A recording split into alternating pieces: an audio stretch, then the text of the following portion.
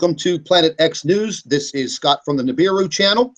I'd like to welcome all of you. I have my special guests, Chris Potter, and I have our physicist on board. And we're going to have a 2-hour discussion, and we're going to cover a lot of material dealing with Planet X, my investigations and research. The same thing will apply with Chris, but mostly we want to center our attention on all of the research and all of the papers that have been written by our physicist. And she holds a PhD and also a doctorate, and this is a very, very educated lady. She has been teaching and lecturing for over 17 years at a major university, and she deserves all of the respect that we can give her pertaining to this subject. The respect for just her accomplishments as an individual and her education. So we're going to be referring to her as Doctor, and we're going to be referring to Chris as Mr. Potter. So what's happening, Chris? What's happening? Not much. I'm excited to be here. Myself, you, Steve Olson, Arlene Steiger have been the voice of the physicist, the doctor, and this is our first opportunity to allow her to speak and share, her experience, because I think that that's going to bring a lot of power to this subject and clarity, and also it will allow her and validate her work. I think that we haven't had an opportunity to really do that where she can represent herself in her own forum. So I'm really excited to be here today. Yes, yeah, I absolutely agree. Yeah, I absolutely agree. I believe that she deserves the respect and the platform to at least voice her opinion and her studies and her research. So we're going to start touching on a few subjects. But first, I don't want to go directly into the Planet X or the brown dwarf investigations. But ladies and gentlemen, I want you to open up your eyes and I want you to listen to me very, very carefully. Now, going back a few weeks ago, this lady and her job, well, it was in jeopardy. Simply because the trolling operations that are conducted on YouTube every second of the day, anything that has to do with the truth, anything that has to do with Planet X, as we call it, there are these factions that try to shut it down. Now, these are very well organized operations, ladies and gentlemen. These are not just some geeks sitting behind a computer with nothing to do. We've uncovered this information back in September of 2016. I covered it again in November of 2016. I covered it again in January of 2017. And the fact of the matter is, there are several countries that participate in this kind of secret operation. They actually have a handbook, and we exposed that handbook several months ago, and I guess it kind of put a bad taste in their mouth. Well, we'll leave this one individual's name completely out of this, but an email was sent to the university where she works, and they tried to actually have her fired. After 17 years of teaching, after 17 years of her education and employment and establishing herself, she started to notice things in the sky. Things were changing. So she started her own investigation, much like myself and Chris and many others that are on YouTube. And we take a lot of abuse each and every minute of the day, but that's okay. We can deal with that. But whenever you go after someone's career, that is saying something. That is saying one thing and one thing only. That now all of a sudden, there is someone with a super education, credibility, that is stepping up and bringing a lot of this information to the forefront. This email was sent directly to the university, and the information that was sent into this email was rather damning and ignorant. So we've worked on that. There is no longer a threat for this beautiful woman's job. And we're going to continue to uncover and investigate and research this information. Number one, because we have the right to. Number two, it's the right thing to do. That's the bottom line. So no matter what occurs, we are always going to be threatened. We're always going to be under the gun of being shut down by YouTube or whoever. And they've come after my channel. They've come after Chris's channel.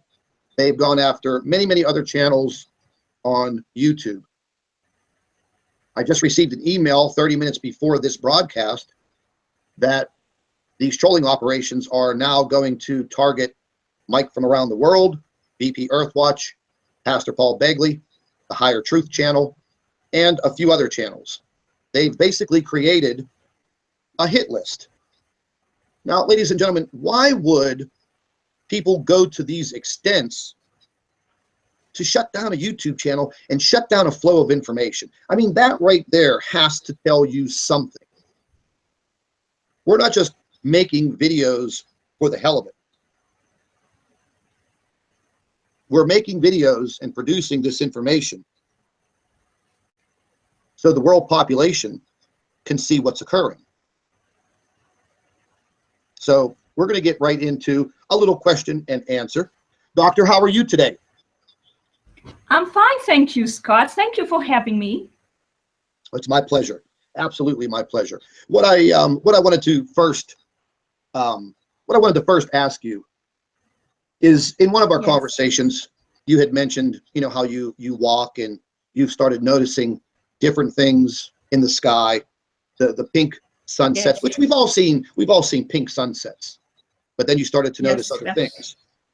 So I'm going to go ahead and give you the floor for a few minutes and let you begin from your beginning.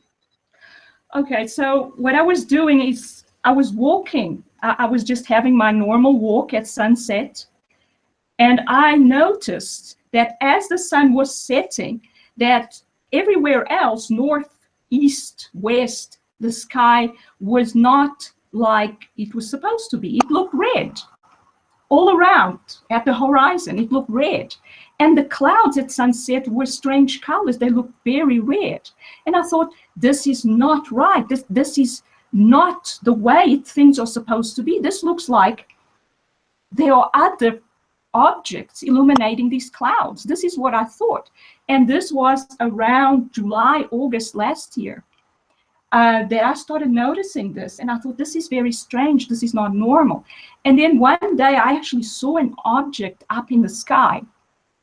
And it quickly got covered. I did know about chemtrailing before that, but I didn't realize that hiding these objects and chemtrailing was connected.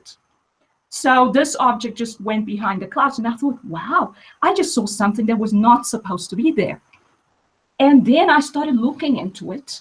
I started trying to find out if other people were seeing this anywhere else in the world. And then I came across Steve Olson, and I started watching his channel, and I started seeing what other people were seeing. And I started thinking about it. I mean, my training in physics allows me to look at certain observations and come up with deductions. And that's how I started. I didn't plan to. I just wanted to find out what was going on. And then I started writing to Steve and making some suggestions. And eventually I started writing articles for him. And then Chris was interviewed by Steve, and I started watching Chris's channel, and I thought his pictures were amazing, absolutely amazing. I mean, there were pictures with 3 stars in them. And I was amazed by these pictures. And then I saw that Chris was continuously attacked by the fact that people were saying these were lens flares. So one of the first articles I wrote for Chris was the one about lens flares. And I was hoping to help these people that were putting out this information that no one else seemed to care about. It was not in the media. And this seemed to be an extremely important thing that was happening in the solar system. So I went on from there, and I started thinking more and more about what was going on. Eventually, I got to the STO eclipse season. And that to me was the turning point, because I realized that these images were showing that the sun was going dark. It was not being eclipsed. So when I realized that the sun was going dark, I thought, but if this, according to the theories that I learned and that I teach my own students, it is impossible. The sun is powered by thermonuclear reactions. There is no way it is ever going to go dark. So I realized that the theories that I have to explain what powers the sun are wrong, because I believe that normal physics should be driven by observation, not theory. Nowadays, though, most physicists will deny an observation because it doesn't go with the theory. But I don't believe that's the way physics is supposed to be. So when I realized that the sun was going dark, I realized that the theory was wrong, and I had to come up with a new one. And I also realized that there must be an object that is causing the sun to go dark. And from there, I started thinking about brown dwarf stars that mainly emit infrared radiation and are quite dense. And I started thinking about the electric theory for powering stars.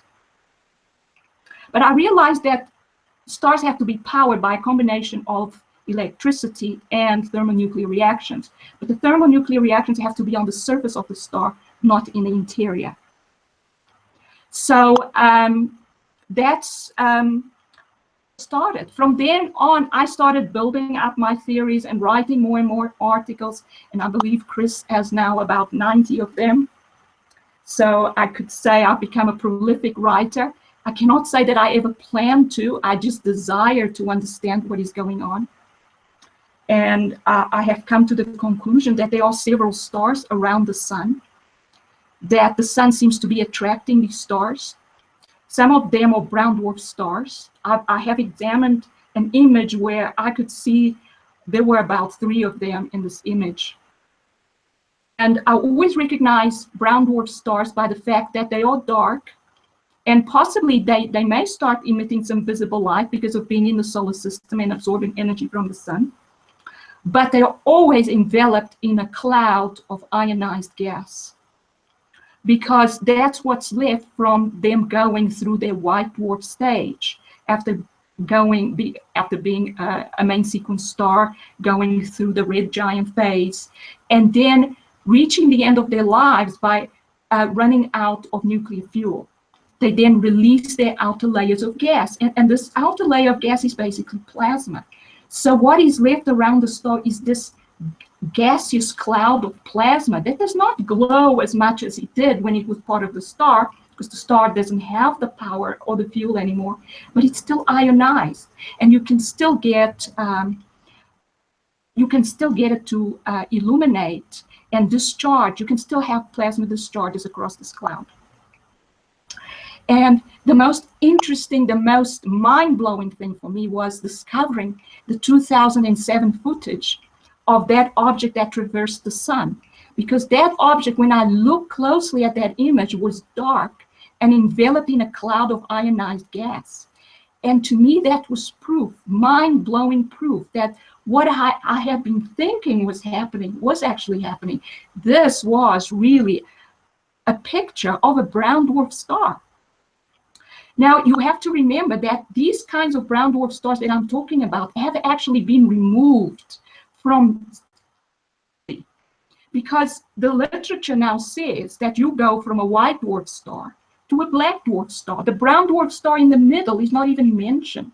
Instead, people talk about brown dwarfs, which are substellar objects that are more like gas giants like Jupiter than anything else. These are not objects that were ever main sequence stars and became brown dwarf stars. That's why I differentiate between the two objects. There's the brown dwarf, and I believe there is probably at least one of them amongst all these objects that have come into the solar system, because they are pictures of a striped object or large planet. But the main culprit for what's happening in the solar system and to our sun is the extra stars and the brown dwarf stars that have come into the solar system. So I don't know what else you want me to talk about, but this is my main, I concentrate on this. This is what's leading my thoughts. I don't even want to call it research. I never intended it to become a research project. I simply wanted to understand and help people understand what's going on in the solar system. And the powers that be are trying to hide it from people. Well, So there's absolutely no doubt about that. There is no doubt that they are trying to hide everything. And I just want to make one quick comment. Yes. I've read probably more than half of your research papers, and I've been following Chris, and we became friends and we've collaborated on this subject. And after watching and listening to his presentations and listening to the papers that you have written, I would have to say more than 90% of it is directly my thoughts also. However, yours are a lot more, scientific than what I could ever come up with. But, after getting to know you over the last few weeks and being able to speak with you and get to know you, I can clearly see that you have the same passion that all of us have. And that's just we're seeking the truth. We are in a very damning situation as far as humanity. I mean, the bottom line is we're not going to save the planet, but at least we could, get the word out and start to awaken people to what is exactly happening around the world. Because mainstream media, I don't really want to get into all of that, but the mainstream media, we really can't believe they're not going to go out there and investigate this like we are. But one thing that I do want to touch on, and I've had a lot of emails over the last couple of days, and we have a lot of other people on YouTube that claim to have credentials, and they call themselves amateur astronomers, and that whole gambit. But what I wanted to ask you is, if you don't mind, discussing your education level, from heading into college and acquiring the degrees and the education, and that way we can give everybody a good sense of your qualifications to speak on this subject. Okay, thank you, Scott. Well, maybe I should start with my school education. My parents moved around a lot. So I never went to one school for more than 2 years, to international school. So you will never place my accent, because it's a mixture of European and all kinds of other accents. But so when I was 6 years old, I decided I wanted to become an astronomer. But when I started university, the university where I went to did not offer astronomy. So I decided, well, there's no astronomy, so I'll just do physics. So I started physics. I did my undergraduate degree.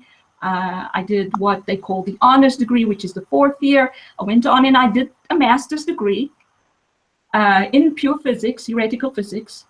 And then I did my PhD in theoretical particle physics. Later on, I did another master's degree in science education, because I enjoy lecturing and teaching. So I have 2 master's degrees and a PhD. I've been teaching for 17 years. I enjoy teaching. I enjoy dealing with my students. And perhaps that's one of the things that I enjoy doing with YouTube, is it allows me to teach people, lay people. And I try to make my articles simple to understand. I work hard on making them accessible to everybody. And I think physics is for everybody. It should be interesting for everybody. And everybody should have access to understanding what's going on. And I realized that most of the physics that's published in journals is way too complicated for normal people to access. And even for physicists moving into a new field, it's quite a battle to learn all the terminology and all the formalism. So let me back up for just 1 moment. So you stated Yes. that you have 2 master's degrees. That's right, I do. Wow. Well, alrighty then. Thank you. Not only does this lady have Yeah. 1 master's degree, but she holds 2 master's degrees. Yes. Mm-hmm. And she's considered Yeah. a doctor Mm-hmm. and a teacher. Yeah. That's Yes. fantastic. You know what? My hats you. off to you. I mean, that is very, very respectable. And it's also amazing that at one point in time that you actually wanted to be an astronomer. So, That's right. so the solar system, the stars, the Mhm. galaxy, and the universe is no stranger Yeah. to your subject of study. Not at all. I've been interested in astrophysics for many years. And in my 4th year, I did a course in stellar evolution, which I really enjoyed. And that always stayed with me. And so my understanding of brown dwarf stars actually started there because that was part of stellar evolution and what was taught then. So, yeah, I always remembered that. And I've always been interested in astrophysics. I haven't, I don't know some of the basic stuff in astronomy. I probably know more astrophysics than astronomy. I have taught my students a little bit of astronomy. So I've always been interested, and my students were always fascinated about the size of the sun compared to the Earth and things like that. And I always use that in my lectures. Well, I can tell you this much, even just hearing the word astrophysics Yes. sends chills up my spine because, you know, I was always interested in Earth space science. And I always would look up, you know, and gaze at the stars. And, you know, I always had a Yes. fascination with it, but I never possessed the mathematical skills that it takes to, you know, go to college, you know, gain a degree, let alone 2 master's degrees. I mean, listen, I'm going to be quite frank. You're a very intimidating person when it comes to your education level. Well, But you know, this is something that everyone needs to know when we're talking about this subject because it's a very sensitive subject. It's very hard to investigate because it just seems that it's an uphill battle with gaining the information. And then whenever you do have the information and you try to put it out there, once again, you have the naysayers that will just crucify you and call you a liar, a fake, a fraud. I mean, everything under the sun. And then they think that you're making tens of thousands of dollars deceiving people. Well, you have no monetary gain whatsoever. You don't have a YouTube channel. You don't own a website. You're just a professor and a woman with a considerable amount of knowledge in the subject. Now, what I want to get into is I know that you've been writing the papers that WSO has used and, you know, Chris has used. And not too long ago, you know, I turned Chris on to that stereo footage from 2007 that showed that what looked to be a planet orbiting the sun, I think it was what, in about 24 hours or 48 hours? I forget how fast it went around the sun. And when that footage was leaked to me, I was pretty thrown back when I saw that. And I didn't know whether or not I should publish that information into a video, but the more and more I studied that stereo imaging from those dates in February of 2007, I started to put some things together myself. It took me about a week, and I looked at further footage, and I just could not help myself to think that, okay, what I'm looking at is not the planet Mercury. It is definitely not the Earth. It's definitely not Venus. And I started to wonder, okay, what is this? So I put it out there in a video, and immediately, I would have to say within hours, I was attacked by every trolling organization and group on YouTube. Yeah. And then I came across a few individuals that tried to convince me that it was our moon. The moon belongs to the Earth. And I was told That's specifically, right. Yes, I was told specifically that was the moon. And well, naturally, I didn't buy that. Mathematically, it's impossible. You know, physically, Yeah. astronomically, that was impossible. Well, a few days later, a computer model was generated by these individuals. They made it, and then they tried to make me believe that this object was the moon orbiting the sun at that speed and in that fashion. Well, I'm not stupid, and as I further investigated it, I knew for a fact that it wasn't any planet in our solar system, and I knew that it had to be some type of, I'll just use the word rogue object that came into our solar system. It reacted, or the sun reacted to its presence in that very fast orbit. So whenever I turned the footage over to Chris, I told him, I said, Chris, I want you to get this information to the physicist that you're working with, and I want you to ask her if she could please analyze it for me. And he did. And whenever you saw that footage from the stereo in 2007, I want you to tell everyone what you thought and what your observations were. Okay. Well, first of all, Scott, I'd like to thank you, because that actually was mind-blowing for me. I'm very thankful for what I discovered there. But as I look at images, I analyze them very carefully. I look at every detail, and I think about what's going on here. So I looked, first of all, at the object in the SETI images where it's approaching the sun, and you can actually see the sun. You can see the object just before it enters the sun's corona. And I saw that the object was dark there. So that told me it wasn't emitting light. I then saw as it moved into the sun's corona, it started, there was light around the edges. So in one of the wavelengths where the sun looks yellow, you can see red around the edges of the object. And you can see that it changes in each image. It's not always the same, depending on probably how much radiation, and it's ultraviolet radiation, the object is in, because what that shows is the object is actually reflecting light around its edges. So in order for us to be able to see that light coming off the object has to actually be immersed inside the inner corona of the sun, where this radiation is being emitted. So from that, I realized that this object is extremely close to the sun as it traverses the sun.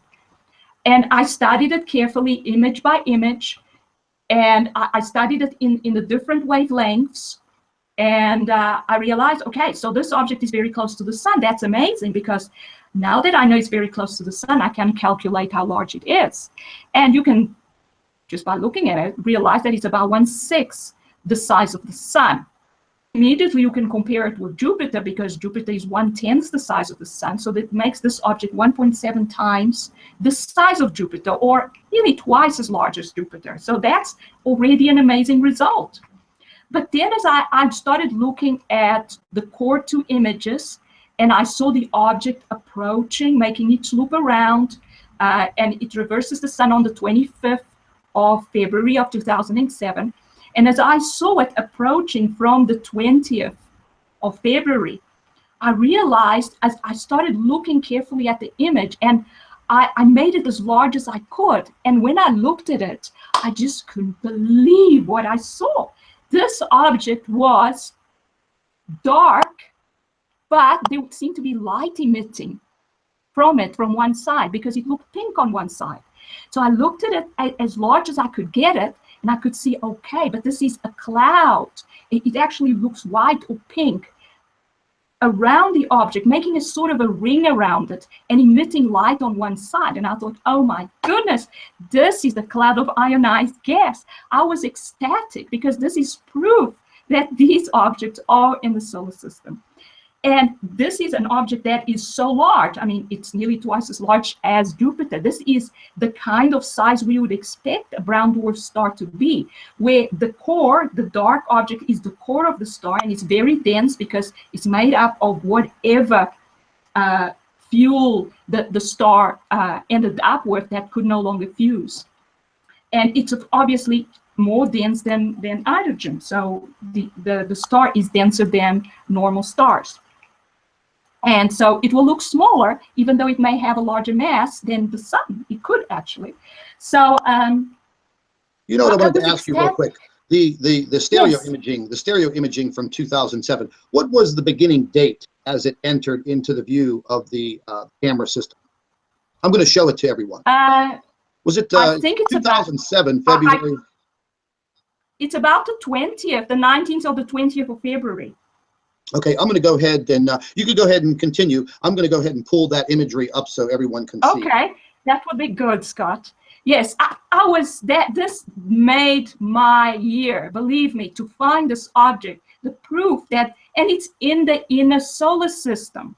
Now, there are people that say that when an object of this size comes into the solar system, it will destroy the solar system. It will eject planets from the solar system and so on. But the observation now is we find this object in the inner solar system, and our planetary system, the solar system, is still intact.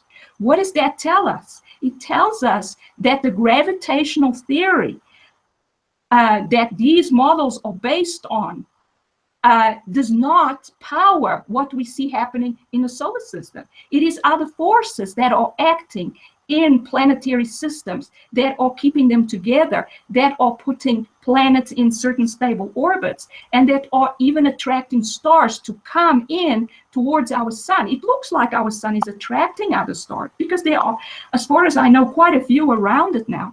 And this object is obviously attracted to the sun. So to me, it's the observation that makes me then realize that I have to make a deduction and come up with a theory to explain it. And obviously, the fact that it's all about the gravitational theory. The gravitational theory is actually quite a weak interaction. The electric force is much stronger, and the strong nuclear force is even stronger. And I've known for quite a while that the electric force may play a large part in how planets move. So I knew about that, but recently I've been thinking that how these stars are attracted to each other. And remember, I wrote an article about the sun jolting, and I believe the sun jolting is when of these stars approach it and they repel each other, because stars are both positively charged and they should repel each other. But yet they still are attracted to each other and are sticking together in the inner solar system. And what does that tell me? That tells me that possibly the strong interaction is acting on an astronomical basis, that stars are acting like protons in the nucleus, and they are attracting each other just like protons in the nucleus attract each other, which is what keeps nuclei together. So this is, again, mind-blowing, and it's all built out of observation, out of what is happening in the inner solar system. And this is probably why they want to hide it from us so much, because it changes the physics that we use to understand the universe. The universe is no longer what I thought it was. It's something totally different. Can you imagine that planetary systems and atoms obey exactly the same rules, the same laws, the same interactions, or we see them microscopically in atoms and we see them in planetary systems? This is mind-blowing. No one has ever taught on this, as far as I know. Okay, I pulled up the actual footage, and I'm going to go ahead and share my screen. And this is the footage that we're referring to from 2007. Okay. And this is the stereo behind core 2, and it's dated for February 23rd, 2007. That's when it starts. Yeah, I'm going to go ahead and just speed that up just a little bit, and I'm just going to go ahead and let that continue to loop through, because whenever I initially saw this, I was, I was pretty thrown back by what I saw, and even still today, Yes. it's been many months, since discovering this, and I still can't stop thinking how extraordinary this is, but yet, it is very, very damning piece of evidence. But let me go ahead and make sure that this is being shared. And I'll present that to everyone so they can see what we're viewing. Okay. This was from the brown dwarf star traverses the sun presentation. Is that right? That's right. That's right, Chris. Okay. And so it looked like it started around the 20. I think you have it documented. On the 20th is when I took that picture. That's right. Okay. So things started on the 20th. Excuse me. Yes. That document has a little bit more dates and pictures, etc. Now, Scott's obviously showing the video, so it brings a lot more. Yeah, you see it at the beginning there. You actually see that it looks like it's emitting light because it's pink on the side facing away from the sun. There you go. And that's what I started looking at. And I realized that what's emitting light is not the object, but the cloud around it. When I looked at it there, I zoomed in on it. Okay, I'm going to go ahead and present this again to make sure everybody can see it. It's having a little trouble getting that to show up. Yeah. So, Doctor, what you were referring to earlier regarding that force, you had called it a strong force in your latest article that I put out right before our hangout, which is there a large object close to the Earth? And I just wanted to read the conclusion Yes. because I thought that was appropriate. So the question is then, why has this star not caused absolute chaos in the solar system? I think that the reason has to be that the gravitational force is not the driving force in planetary systems, but that the electromagnetic theory, is that what you're referring to? Yeah, the electromagnetic force, which is the electric and the magnetic combined. But basically, it is more of the electric force than I'm referring to there. Okay, and right after that it says, and possibly the strong force may be playing a much larger part. Go ahead, sorry. Yeah, you may continue, but it's the strong force that is now totally fascinating to me. That absolutely. If two positive objects attract each other, the only way I can explain that is the strong force, which we see acting in that same way inside the nucleus. That's what keeps the nucleus together, because you have protons and neutrons in the nucleus. Neutrons are neutral, protons are positive. Positive charges repel each other because of the electric force or the electric interaction. And the only thing that keeps the nucleus from flying apart because of this electric interaction between the protons, that where they repel each other, is the strong force. And the strong force keeps the nucleus together. Without the strong force, we would not have a universe because we would have no nuclei. We would have no helium, nothing above hydrogen that only has one proton in its nucleus.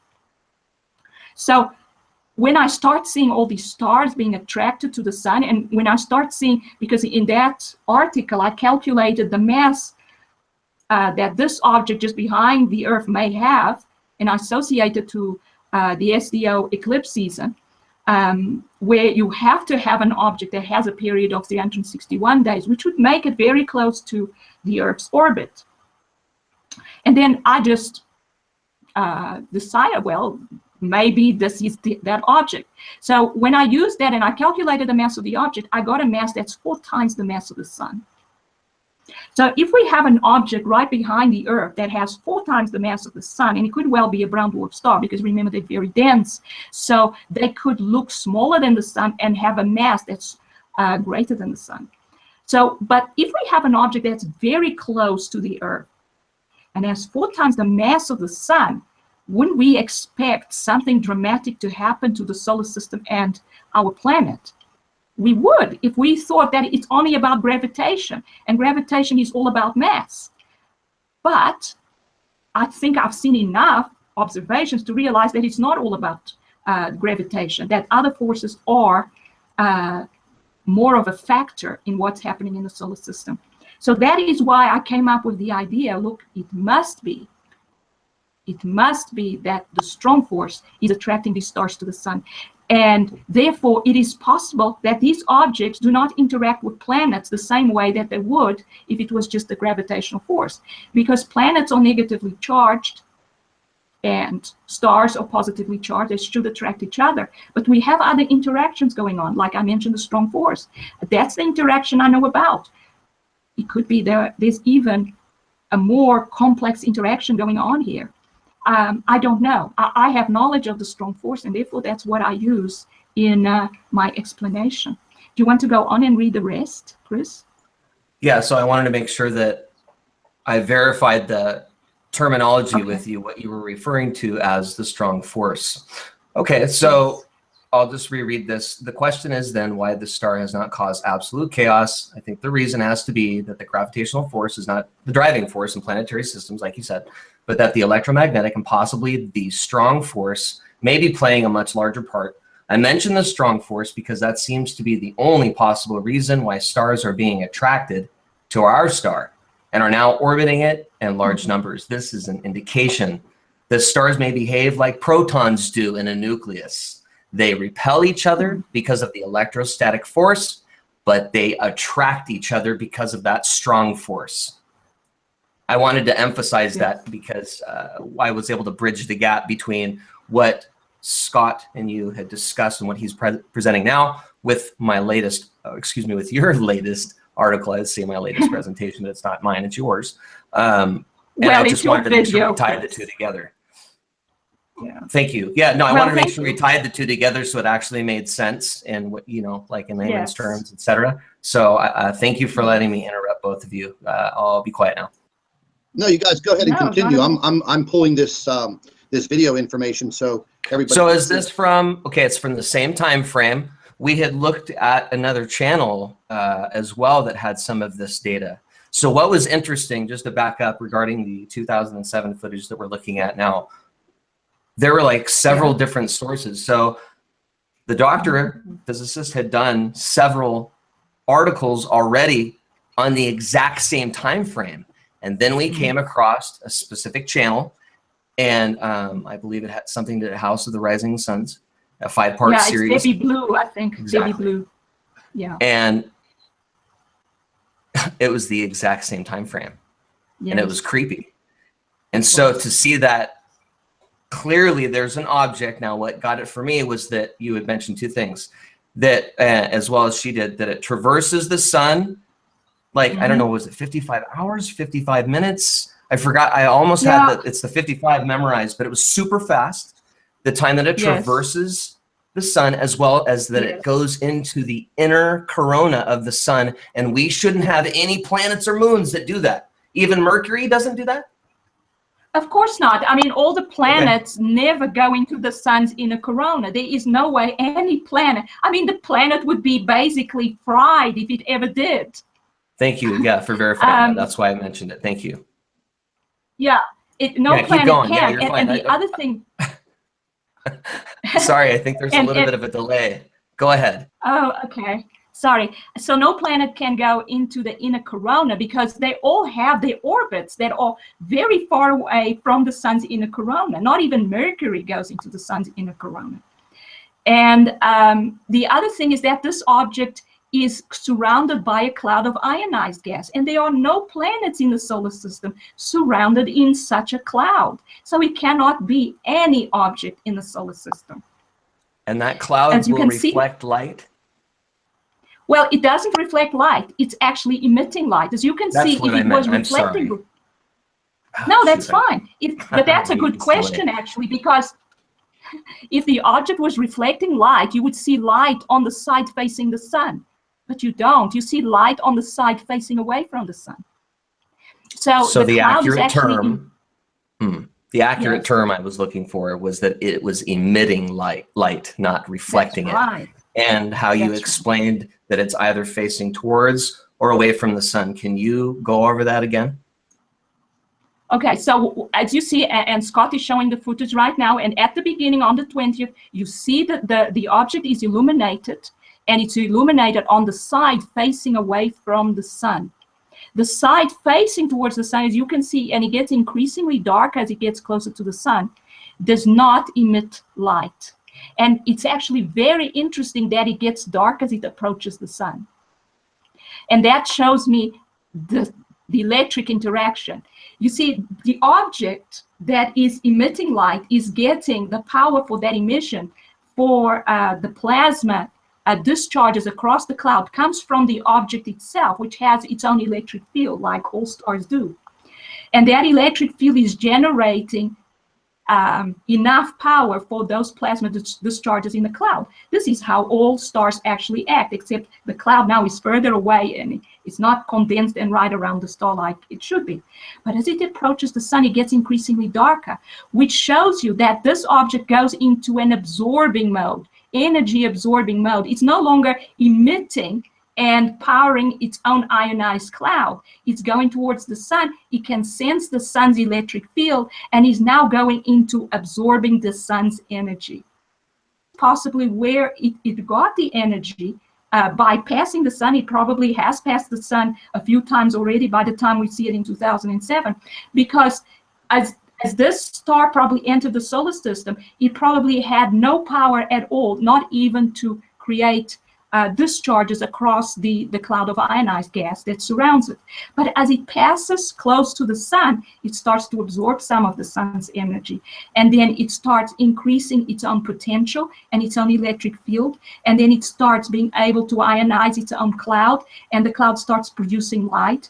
And eventually, and as it has happened, I think, with some of the stars that have entered the solar system, probably before this one, they start to get such a potential, it gets high enough eventually, it absorbs protons from the solar wind, that eventually it is able to start thermonuclear reactions on its surface again.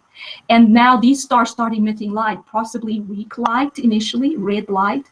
They probably look and emit red light, and that may be why the clouds on Earth look so red at sunset, because of these stars that are around the sun and are emitting red light.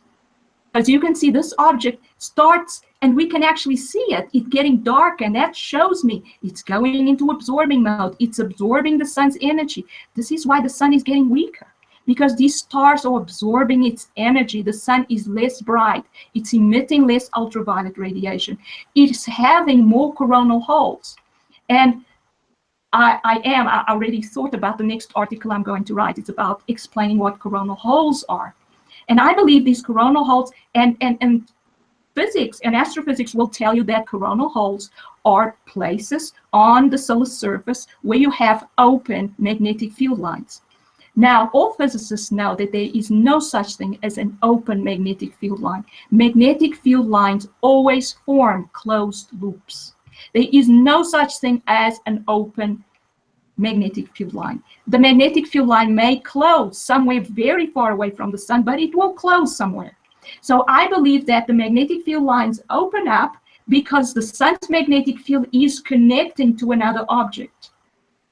Could be this connection could be like the magnetic portal connections that has been talked about, where you then get an intense flux of particles coming off the sun towards the other object through and in between these magnetic field lines that connect to the other object.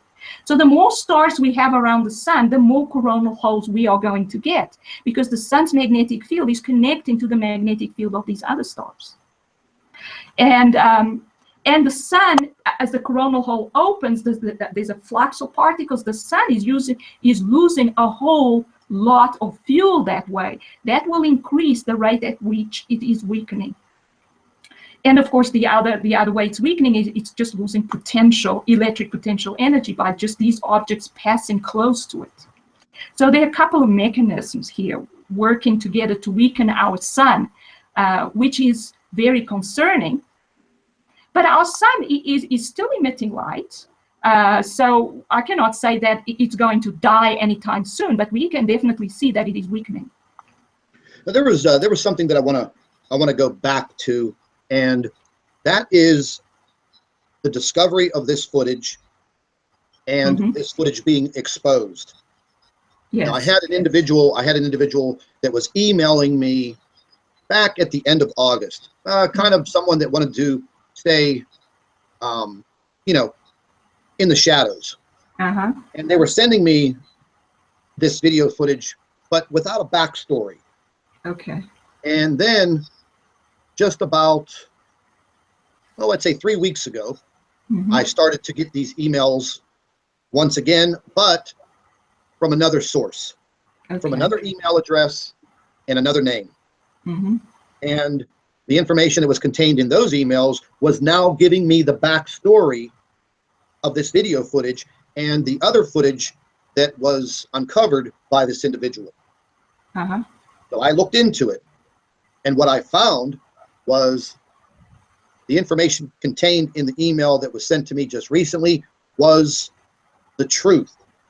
So Mhm. it just so happens to be that a New York Times journalist Yes. back in 2004 began an investigation, a legitimate investigation on what was occurring, and started to do this investigation and started to uncover this footage. Now, she didn't publish this information in the New York Times, but what she did do is she recorded all of this, all of the different Yeah. views, all of the information, and then she started to upload it to a website that she had developed.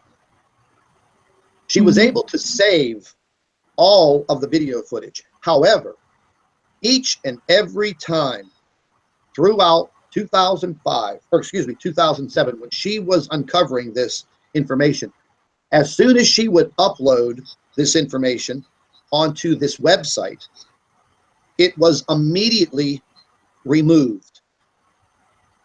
Now, I don't know about you, I don't know about anybody else, but it probably takes someone with some pretty good hacking skills to go into a website and remove things. Now, as fast as she was uncovering the information and publicizing it, that was as fast as they were removing it from this website. Then she decided to create a YouTube channel and started to publicize this information based on her thoughts.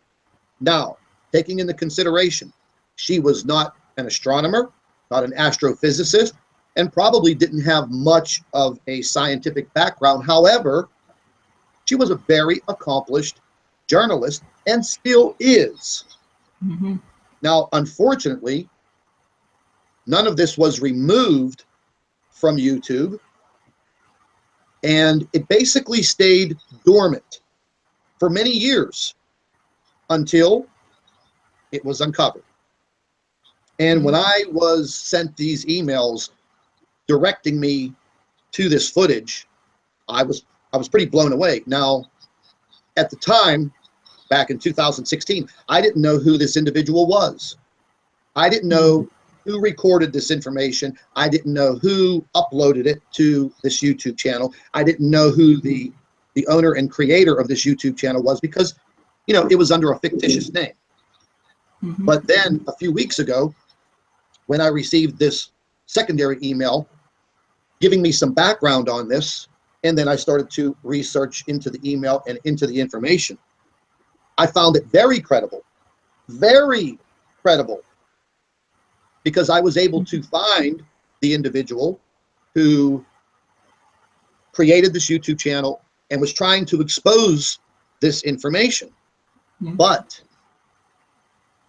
I believe that back in this time, she was probably threatened and scared and totally abandoned her YouTube channel, and nothing has been uploaded since then. Now, there is another woman, and I don't want to divulge her YouTube channel because I don't want people to go and harass this channel. However, she uncovered a lot of the same footage, and also in the same time frame as what you're seeing here. Yes. And then mysteriously, this lady disappears. Disappears off the face of the earth. The YouTube channel still up, still running. You're able to view the videos, but nobody knew about it because they basically scared her off. And she has not uploaded anything for all of these years. And I was clued into her YouTube channel.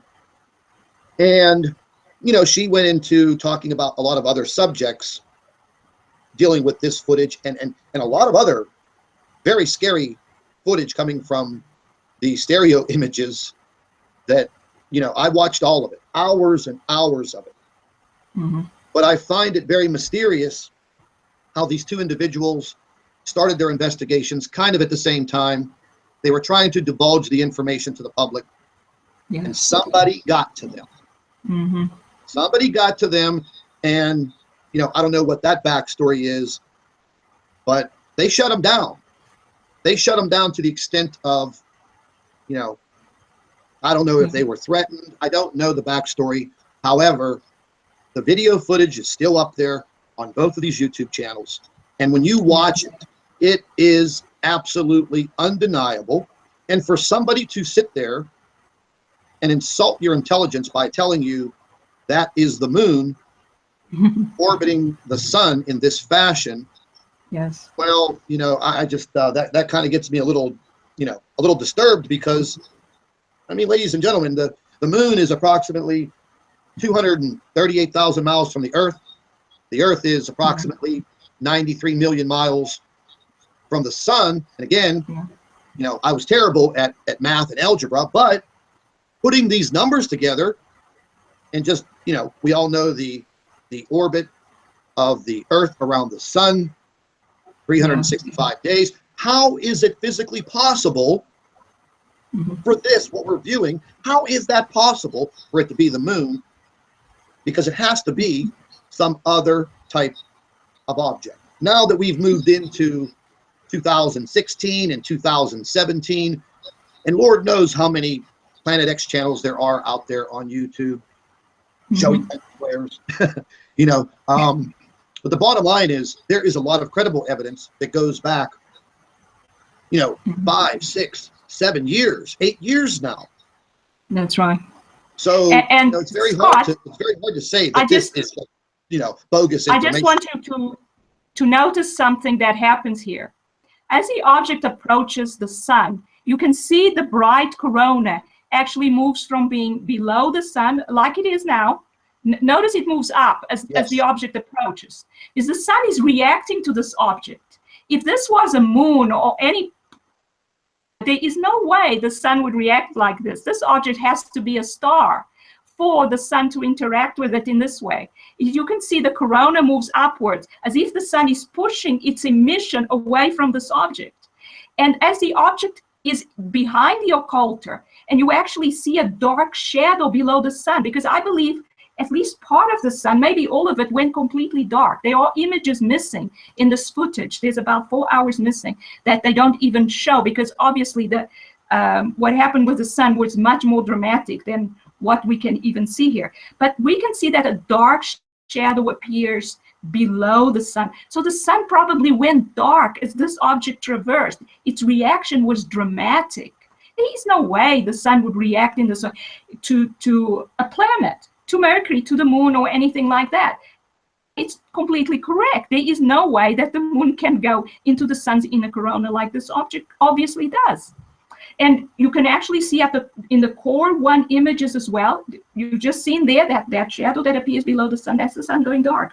And in the core 1 images, you can see the explosive reaction the sun has to this object coming right close to it.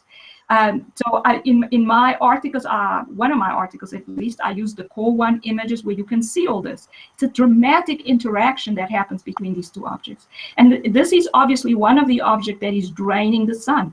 And that's why I have so many articles about, there's the core 1. Yes. Okay, maybe some of the images are missing now, because in the ones I have, you could see a dramatic reaction from the sun. I'm not sure what's happening here because I didn't see it. But if you look at the images in my articles, they're all there. The sun actually goes dark and starts fluctuating in its emission. So I don't know if they've removed more images or not, but they're in my articles because I have copies of them. Yeah, it's possible. I mean, we just caught them a few days ago, removing 4 hours of data from the magnetosphere, and once again, we're heading into this long phase again of all of these coronal holes constantly, just non-stop, one coronal hole after the next, one coronal hole after the next. And I've been studying this for a long time, and it just seems like now, throughout the year of 2016 and now moving into 2017, the coronal hole problem on the sun is just so erratic, but very consistent. And these coronal holes, I mean, there's scientific evidence out there that proves that, the solar wind coming from these coronal holes does have the ability to cause and create an uptick in earthquake activity. And today, doing my space weather report, the solar wind speed was down to about 385 kilometers per second. Within a matter of few hours, it was up to, I believe, 1.7 or 1.8 million miles per hour. But the other day, whenever we hit a solar, the solar wind speed was at 2.5 million miles per hour. There was about 4 hours of data that was removed from the magnetopause model. There were several YouTube channels that discovered it, and they reported on it, and this is just becoming the norm with them. Oh, there it is. Sorry. Did you see the sun go dark there in the core 1 image? There was at least one image where you can see it going dark. Yeah. Sorry to interrupt. No, that's okay. That's okay. Yeah. Oh, there we go. Yeah, I like have to see that. I have this sped up quite a bit. So everyone can see it. This is not in actual time. This is sped up quite a bit. Okay. Yeah. Yeah, it's quite amazing to to watch this and sit there and wonder, what's going on in our solar system. Yeah. Unfortunately, the images are very doctored. It takes a lot of analysis sometimes for me to discover what's really going on. So with the object behind the Earth, it's definitely, there's something hidden in those images, and that large star appears as well. And well, I deduced that it has to be real. So it's a really large star orbiting the sun, and the object behind the Earth, all we see is a little dark area, but it's probably a lot larger than that. And I must say that sometimes I think it would be interesting to see what these images really look like before they manipulate them. Yeah, before they're edited. Yeah. That's so exactly that would be. Yeah, that's exactly what they do. They edit this footage. Now, I was also told that NASA gets a normal feed to these cameras, meaning they don't get segments of every 12 minutes. They actually get what we would refer to as like real time, not segments, not frames that have to be pieced together. So therefore, if you're going to put, $1 billion satellite into space, why would you want photographs every 12 or 16 minutes? Because in those increments of time, you're going to miss something of importance. So I believe that we are shown this version, which is segmented, but still, they do miss a lot of things. And there was just some footage that came out a few years ago that someone uncovered where they were actually using Sharpie magic markers to color out and black out, and then use contrast to hide things in these footages. I mean, it's all over YouTube. Nobody's going to sit there and go through all of that extent just to falsify that information, except you know who. Now, there was one other question. Of course. There was one other question that I wanted to ask. And as of lately, the the debunkers come out with they come out with this computer animated models and programs that are popping out of nowhere, and one of them shows that you're able to put a brown dwarf star into this program and then allow this brown dwarf star to infiltrate the inner solar system. And as you're watching the computer animation, it expels all of the planets out of the inner solar system.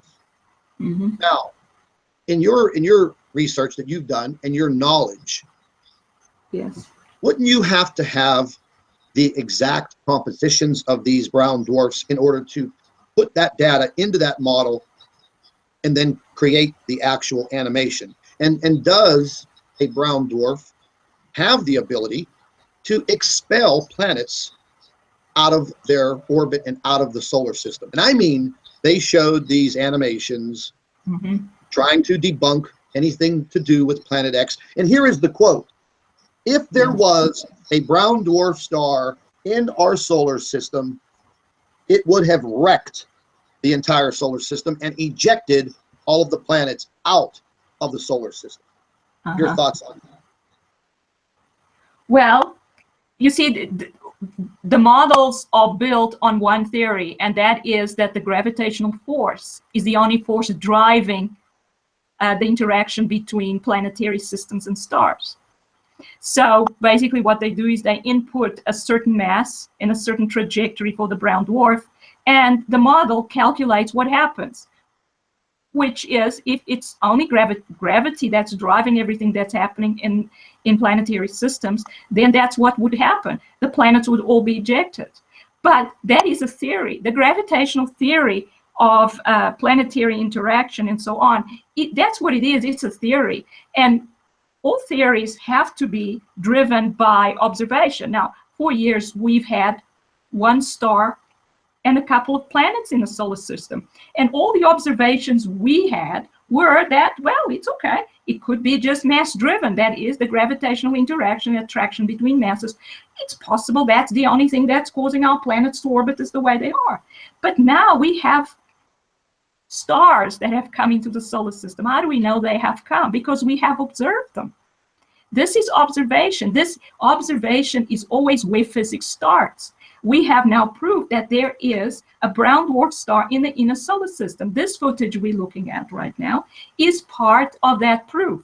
And this is evidence, observational evidence, for the fact that a brown dwarf came into the solar system and did not cause all the planets to be ejected. So what are we going to do? We're going to have to go back to the drawing board and come up with another theory, because the gravitational theory by itself will not do it anymore. So this is what it's all about. It's observation, not theory, because nowadays they have tried to make physics built on theories. Everything's on theory. Everything says, oh, there was the Big Bang model, and because there was the Big Bang model, there isn't enough time for white dwarf stars to cool down and become black dwarf stars. They even jumped the brown dwarf star stage. And physics is not built on theory. It's not built on these models that only use the gravitational force. It's built on observation. The observation says there's a brown dwarf star in the solar system. We have to believe the observation. I like to say observation is king. Theory serves it. Now, if I have a question for you, and I want you to be very frank with me. I want you to I want you to be dead honest. If I stood in front of you, with your background, your academic, if I stood in front of you with what you know now, and I said to you, I know for a fact that there is no dwarf, there's nothing like this going on in our solar system, because I saw it. Now, Scott, you're breaking up. Now, first of all, how would somebody see the evidence? If I said to you that I know for a fact that this is not happening, what would you say? Well, the thing is, you're negating something. If somebody says, I'm not seeing something, and I say, well, but I've seen it, you only have to see one of them to realize that that person either has not looked closely enough, has not examined, or doesn't want to examine the observational evidence. In other words, what else can you do? I'll have to say, look, but I've seen it. You want to see? Look, here it is. I will show it to them. This is the proof. Look at this photograph. This is a brown dwarf star. And the person who doesn't want to believe, you cannot make them believe. You can show them, put it in front of their eyes, force their eyes open, but they will not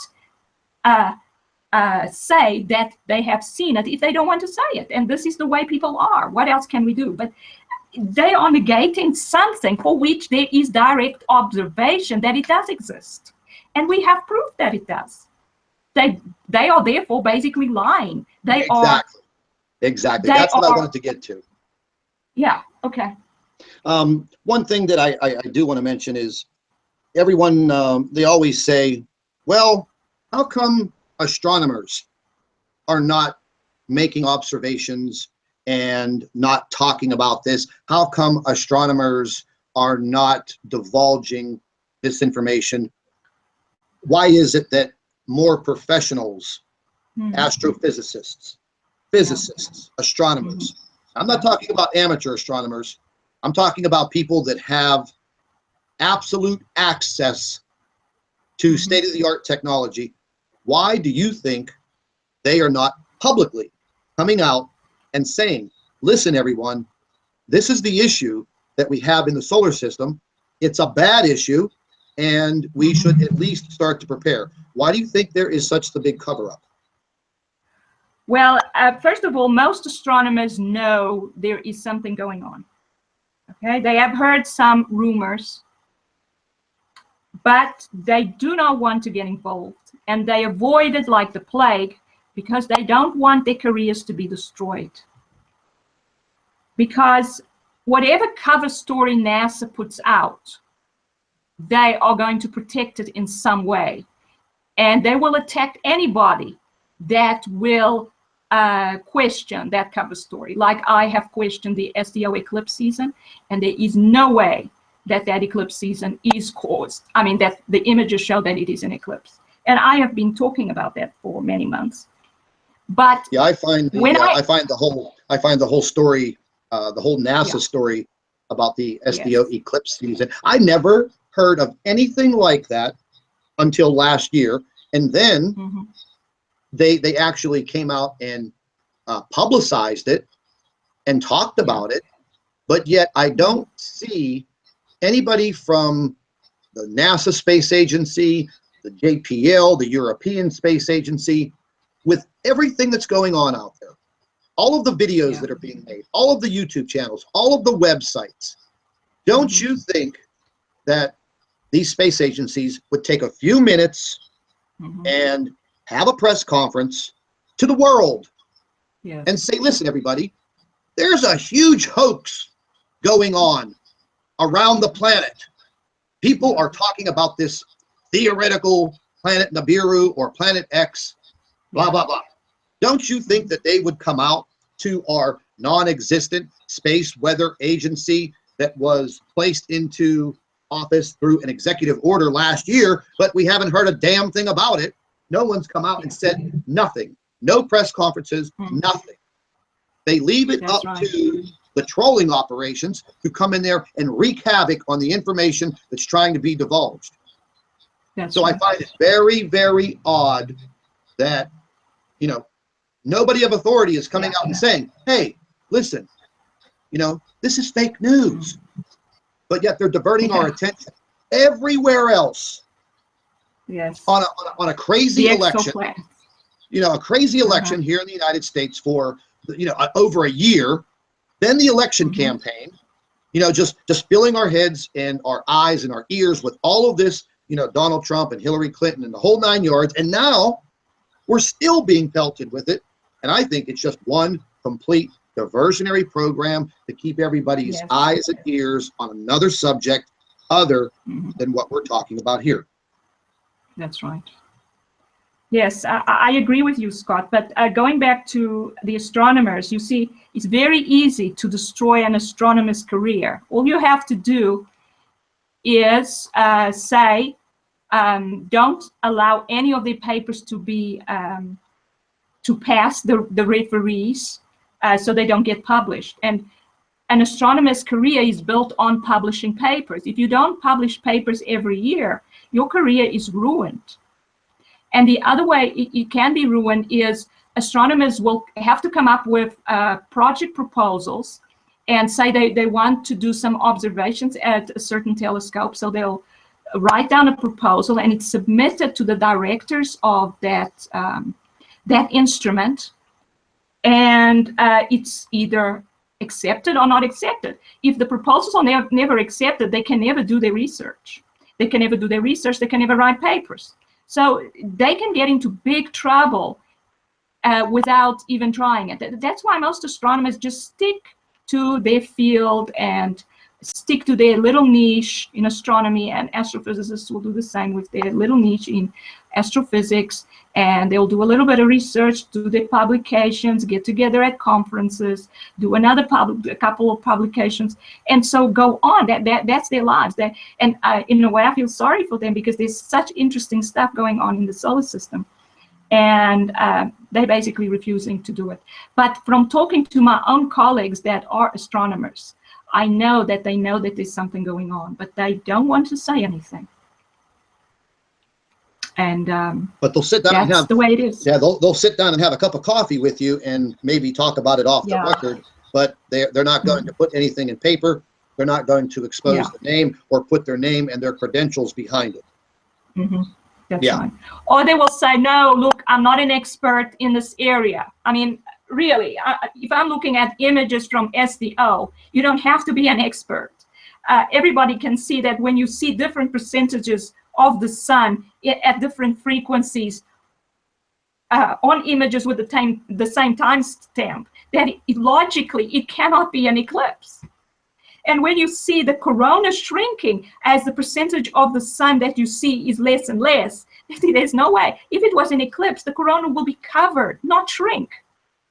So there's no way that these images reflect the fact that it's an eclipse that's happening. The sun is going dark. I know it's a crazy idea. Most physicists will think, how can the sun go dark? Because the theories we've been taught are wrong.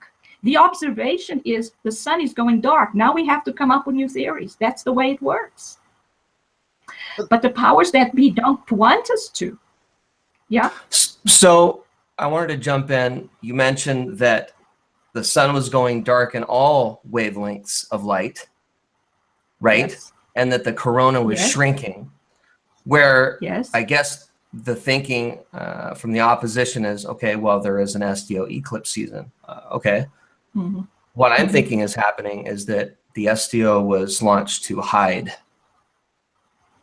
the sun darkening cycle. What is your feeling on that? Because it appears that you've been able to calculate every 6 months, which it's right on the nose. It's exactly aligned with the SDO eclipse season, where the sun goes dark, where you had mentioned in the different wavelengths where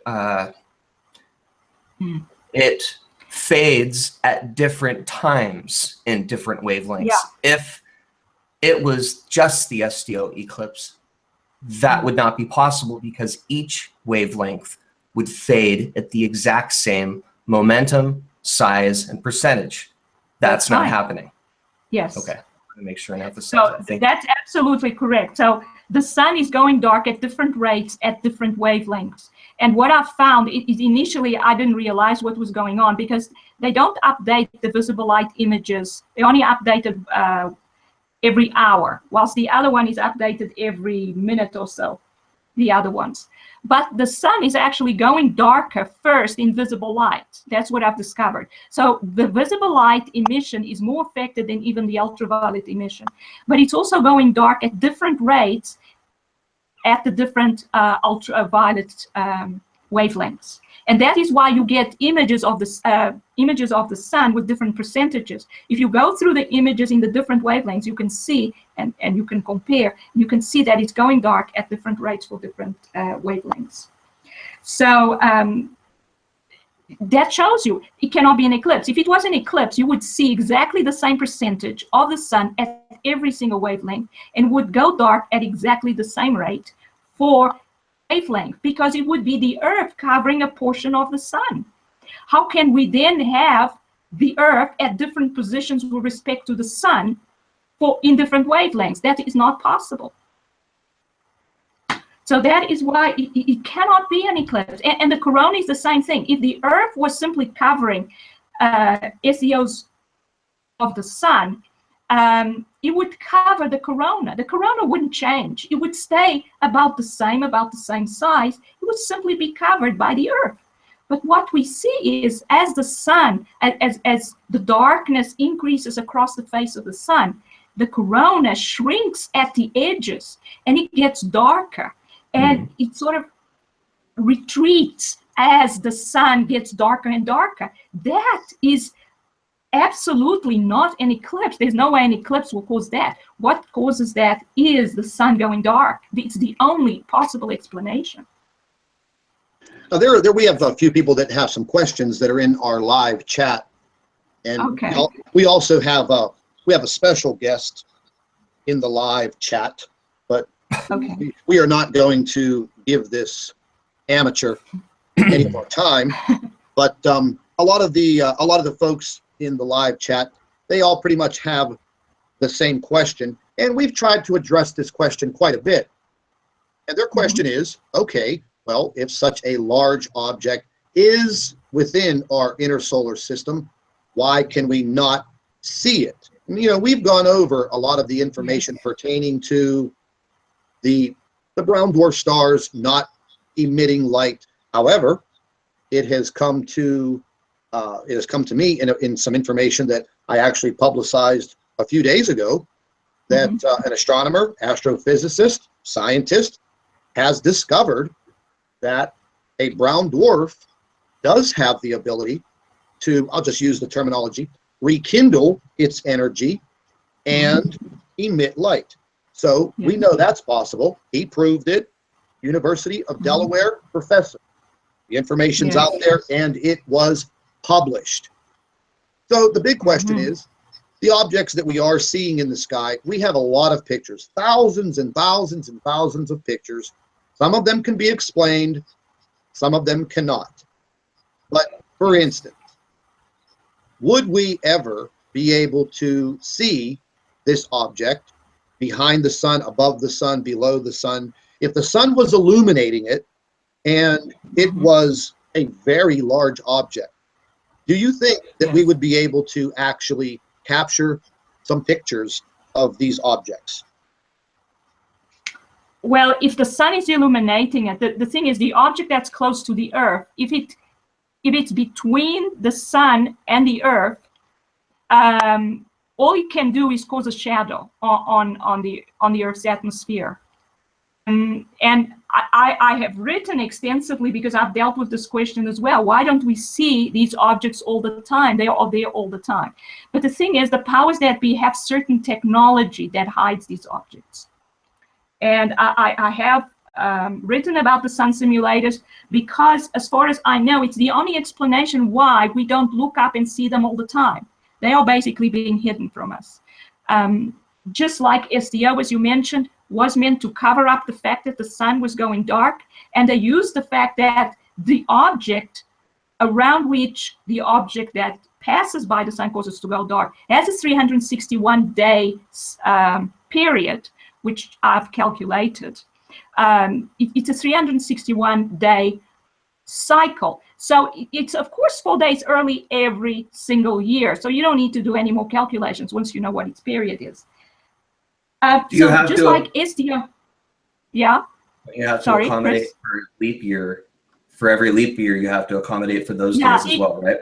Yeah, that's why in my paper I will say 361 plus or minus 1, because the error in my calculation is 1 day. Okay. And I interrupted you. What were you going to say? Go ahead.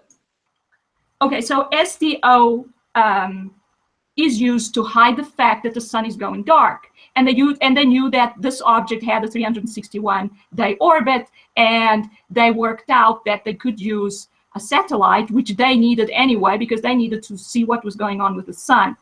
So I think that they come up with different ideas about how to hide the different objects, and they have a multi-factored kind of program to hide them all. But what they cannot hide is the color of the clouds at sunset. Have you seen peachy red clouds? Have you seen blue clouds? Have you seen red clouds? These are not normal. These have to be illuminated by objects that are outside the atmosphere. So we know that these objects are out there indirectly this way. This is how I started thinking about it. But yes, they hide them. They must be using lenses in the atmosphere or propelled in the atmosphere or in orbit. I am not sure. Perhaps they use both. Let me ask a question. Yeah. So totally besides SDO or sun simulators, we'll just set that aside. You could very easily give me a list right now of probably 15 different ways you have been able to explain or identify the fact that we have other objects here, more potentially being a brown dwarf star and a brown dwarf, etc.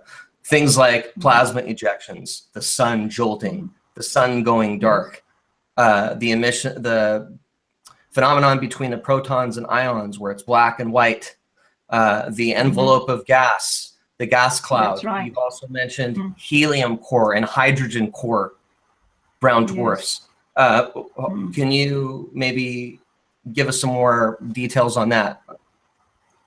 Okay, so over these months, I have written about everything that you've just mentioned, Chris, from the electrical interaction that I saw in SETI images, where I saw this dust or this gas cloud sort of gathering in a certain path and connecting to objects that were having plasma ejections above the ecliptic at the upper edge of the image.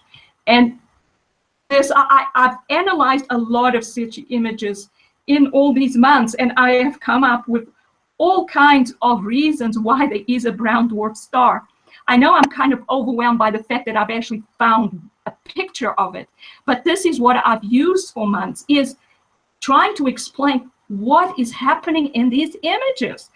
It has to be that something is causing the sun to interact with it in this way. So I came up with electrical interactions, as you mentioned. And there was a whole lot of other things from the SDO. That's what started it all, where I decided there has to be an object that's causing the sun to go dark. And what was the other ones you mentioned, Chris? The sun jolting, plasma ejections, star auras. Yes. Well, the sun jolting is very interesting. You would never think that a huge object like the sun would spring like that. But you can actually visualize two magnets coming together or two oppositely charged objects coming together and repelling each other. So obviously, if the sun is reacting like that, something's causing it. That reaction, an object has to come close to it to cause it to jolt like that. So it springs away from the eye. It must be a massive object. It's not just a little planet that's causing the sun to do that. It's a very massive star, of at least the same mass as the sun. And well, and maybe it's not even about mass. It's about its electrical potential. And so it's got the same basic electrical potential as the sun, and as they come together, they have the same electric field, basically the same charge, and they repel each other.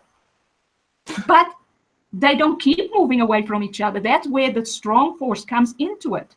And the fact that these objects are attracted to the sun, that has to, what I've decided has to be the strong force. And yeah. I was going to mention as well, one of the reasons that is discussed heavily as to why we do not see these potential objects is because that they're emitting infrared light, and that our eyes are not able to see the infrared wavelength. Can you touch more on that and explain a little bit more about how that works? Thank you. So I believe that what we have here is probably a whole lot of brown dwarfs that the sun encountered in its travels across the galaxy. And obviously these brown dwarfs were part of one huge group. And as the sun came within their region, they were attracted to the sun. and they started moving into the solar system. And these brown dwarfs were probably all just emitting infrared radiation at the time. They were dark. That's why when they came into the solar system, we did not see them. They then approached the sun, started orbiting the sun, and started absorbing radiation from the sun. And then eventually some of them, and it could be that even more, are still coming into the solar system, because I made a calculation where I saw that one brown dwarf at least, and it must be a very strong interacting brown dwarf, must be between Jupiter and Saturn. And I did this calculation, I think in October of 2016. So they may still be more coming in towards the sun, because they obviously are still some beyond the inner solar system. That's why the Earth is being hit by these particles, because the sun is connecting to these, probably to these brown dwarfs, as well as the ones on the inner solar system that all be beyond the Earth's orbit. And then the flux of particles goes right past the Earth, and the Earth gets hit by it. So they started out just emitting infrared radiation. If we have an object right close to the Earth and it's just emitting infrared radiation, there's no way we're going to see it. If this object starts having plasma discharges in its cloud, we may then get different color emission from the cloud, which may affect our atmosphere. It may be visible in our atmosphere. And for years, we've seen that at night. We've seen things like yellow atmosphere in the middle of the night. And that could either be one of the stars emitting this, it's almost like a dirty yellow color, or it could be just from the plasma discharges that's in the cloud surrounding these objects. So that's right. Infrared, we human beings cannot detect infrared radiation. You need a special detector. Yeah. What were you going to say? Now, I was going to say that in the 1980s, there were reports that an infrared telescope was launched, and it saw some objects. And I believe these were the brown dwarfs that were by then starting to come into the solar system that they saw. Didn't NASA recently release imagery of brown dwarfs that populate the galaxy? Like, they're all over the place. They did a contrast, one wavelength of light, and then another picture in another wavelength, and it exposed, literally millions of these little guys are all over the place. Yeah. Apparently, this is new knowledge, because they examined the surveys that have been taken of different parts of the galaxy. And then when they analyze it, they see all kinds of objects. And they see these brown dwarfs because they don't emit a lot of light. And what I mean is, and they're talking about brown dwarfs, they're not necessarily talking about brown dwarf stars. I differentiate between the two. Although the similarities between them is that both kinds are very difficult to observe, because they do not emit a lot of visible light. So there are similarities and there are differences between the two types of brown dwarfs. And that's why I wrote an article about this, to differentiate between the two. The brown dwarfs they're usually talking about are substellar objects that are between a gas giant and a small star, whilst the brown dwarf star is an object that was a main sequence star once, and it's now an old star. It no longer has enough fuel to power thermonuclear reactions, and it has cooled down enough to the point that it only emits infrared radiation. Or well, it may still emit a little bit of visible light, but not much. There was I'm sorry, go ahead. There was one subject that I wanted to touch on, and a lot of people are asking the question, and I don't want to scare people, because we're always referred to as fear mongers. These guys are fear mongers. Or that we're a cult. Yeah, well, yeah, we're a cult. Come on. Yeah, we're not out there eating babies and drinking blood. But one of the main subjects is, and this is just going to be a straight-on question: if the Earth were to experience a very close call with a brown dwarf star within our solar system, and made somewhat of a magnetic portal connection with this brown dwarf, what do you think the initial reaction would be from the Earth? What do you think would actually start to happen?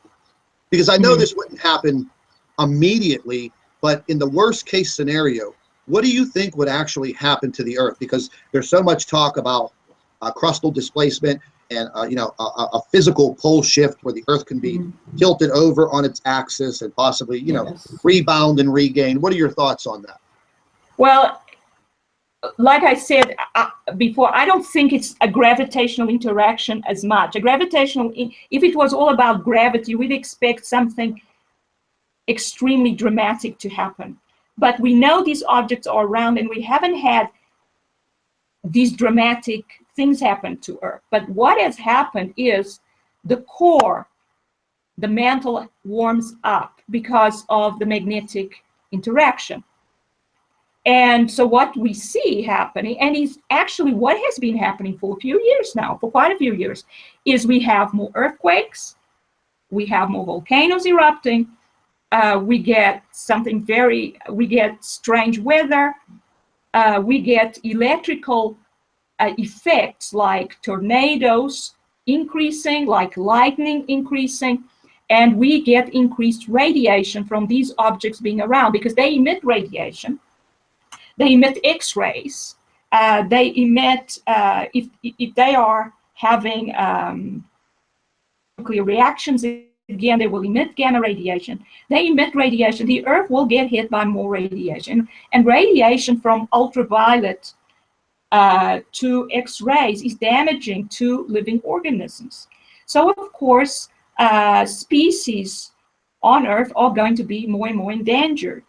And we're going to see massive amounts of animal die-offs. And we're going to see earthquakes and volcanoes. All these things have been happening.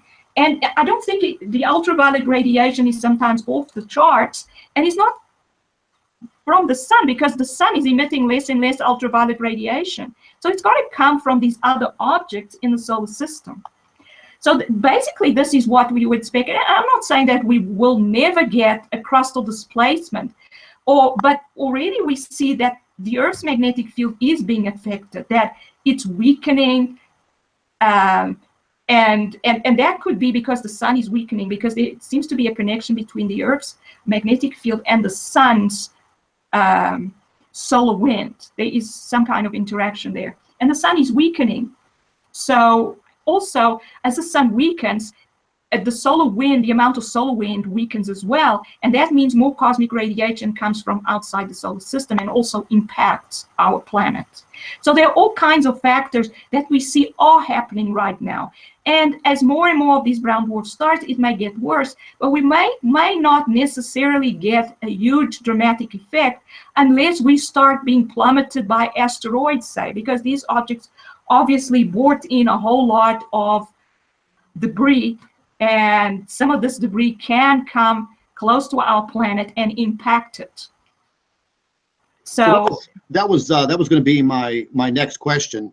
Yes. Because we've seen such an uptick in this meteor activity, and asteroid activity, near Earth objects, and all of a sudden, I believe this really started in 2013 with the incident in Russia, Chelyabinsk, with that meteor exploding. They thought it exploded over an uninhabited area, but as of lately, we've just seen this massive increase in meteor activity. And I mean, one of my biggest fears would be, our planet being hit by an extinction level asteroid. And again, this is something that's, I don't think that we actually have the technology to protect ourselves. But then again, I can be completely wrong because we don't fully know or understand what our governments actually have out there. But do you think the increased activity in these meteors and these coming out of nowhere asteroids, do you think this is possibly part of the brown dwarfs in our solar system attracting these objects? Yes, I definitely think there is a connection. I think that as these brown dwarfs came into the solar system, they dragged in with them all kinds of debris, asteroids, comets, and so on. And that's why we're getting hit, or, well, they're coming by at quite a rate, and they're being discovered at quite a rate. And it's abnormal. We've never had so many of these objects in the solar system before. And it's not just because our power of observation is getting better, because we've had telescopes for a very long time. And nowadays it's actually more difficult to observe them because our skies are being blocked by the technology in orbit. So I don't think it's to do with the fact that we have better technology and so can find them better. I think there are just a lot more of them, and it's to be expected. I mean, the brown dwarf stars have to come in through the Kuiper Belt and places like that. And of course, they would attract some of these objects and bring them with them. It could be that they were part also of a system that had a lot of debris in it as well. We do know, well, I've studied the fact that stars sometimes fission because they are electrical objects, and if they become unstable, they fission. They are also able to eject metallic material from their cores. Sometimes it's like fission. So it could be that these objects already had rocky and metallic parts in them, and therefore these were part of the system. Either way, we know that they probably brought in these objects. But there was one other question that I've been getting quite a bit for the last couple of days since people knew that you were going to be coming on with us, and a lot of it has to do with the actual Earth wobble, the way that the Earth wobbles on its axis. Is there the possibility that the Earth's distant reaction to the possibilities of this brown dwarf or brown dwarfs being in our solar system, would that actually increase the wobble of our Earth? Because I've had several people that were trying to actually calculate. I really didn't understand what they were trying to, well, I do understand what they were trying to do, but I just didn't understand how they would do this. They were talking about the equator that runs through very specific regions all around the Earth.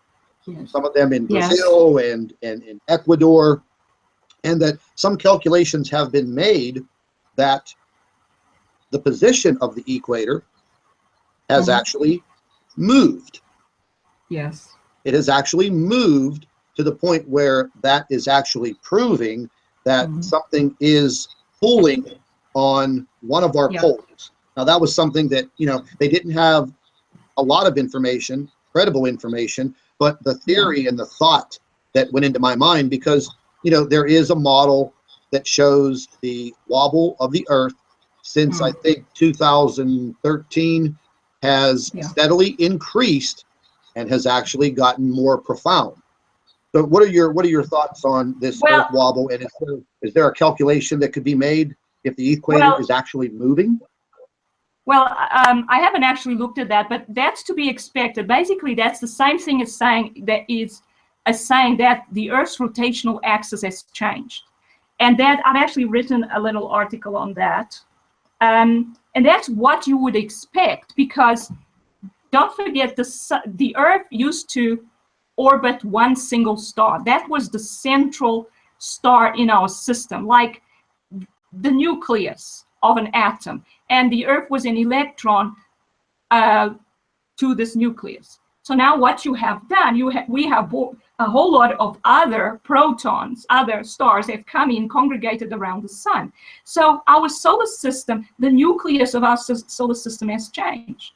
And because the nucleus of our solar system has changed, it has to change what the planets do. So it's likely that all planets have changed their orbits and have changed their rotational axis.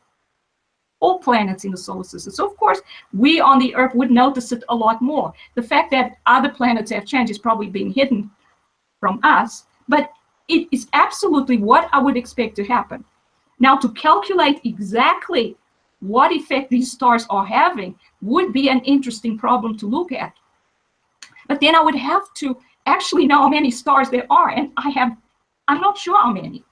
I know there are a couple, perhaps five. Oh, 5 stars. Yeah, I know. Even more. I know that. I don't even know. Yeah. I know at one point me and Chris were talking one day, and we were trying to figure out. Okay, we know where the the equator is, and how can we find out the coordinates from, say, for instance, 5 years ago, where the equator was running through this one area in Ecuador, and now how can we calculate where it is right now? And then that is a subject of probably some pretty good mathematics, and that is definitely not my forte. But taking a look I could definitely look at that. Yeah, and taking a look at everything that's been going on, very erratic movement with our jet stream this past winter. And I mean, even now, I mean, I'm not a meteorologist or a climatologist, but you can see these very erratic movements with our jet stream. And I was just wondering, it's my theory that if we were under the assault of our planet being forced into this severe wobble, would that in fact start to upset our jet stream in the northern hemisphere and the southern hemisphere, therefore causing a lot of this absolutely crazy weather? I mean, I know where I live, all through the month of December, January, and February, where we should have absolutely freezing cold temperatures, tons of snow. The temperatures were in the high 50s and 60s. The day after Christmas, it was 62 degrees. So some areas of the northeast part of the United States didn't have a winter at all. However, if you go just a little bit further north, they had absolutely horrendous weather. And then people in the north central part of the United States back in December and January, I mean, they were just, the weather was hideous for them. But it just seemed like that jet stream was so erratic. And then now we have the issues coming with all of this crazy weather hitting the state of California and jeopardizing everyone that lives in that state with, severe rain, then extreme heat that's going to melt the snow caps in the Sierra Nevadas. It's just one thing after the next. And then somebody coined the phrase, welcome to climate chaos. So I mean, do you think that, the possibilities of this interaction with these objects is creating a lot of this? Definitely. So the two things that are affecting the weather is, of course, the wobble, because it affects how much sun the Earth gets. The wobble itself, I think, is an electrical effect. And weather is an electrical effect. That's why it's electricity, electrostatic electricity, that causes clouds to form at a certain altitude, and and it will then cause high pressure regions and low pressure regions, and so the jet stream changing is also because all these other objects close to the Earth are having an electrical effect on the Earth. So of course it will affect its weather, because it's an electrical effect as well.